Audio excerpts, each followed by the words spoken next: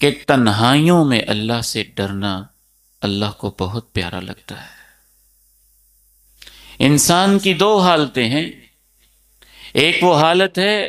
جب میں آپ کے سامنے ہوں،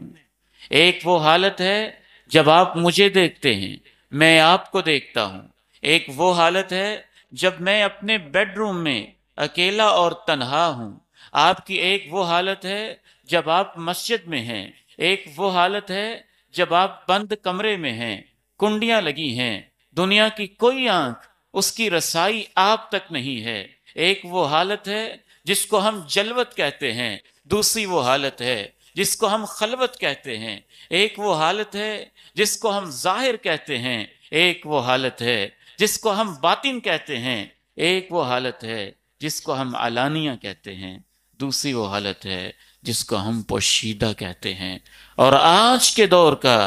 سب سے بڑا مسئلہ پریشان کن یہ ہوا ہے کہ ہم ظاہر میں اللہ کے دوست ہیں اور باطن میں اللہ کے دشمن ہیں۔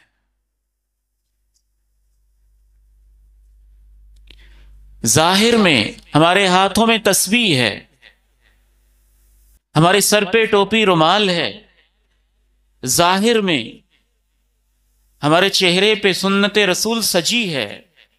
ظاہر میں ہم سنتوں کے متوالی اور شدائی اور فدائی ہیں، اور باطن میں ہم جو ہیں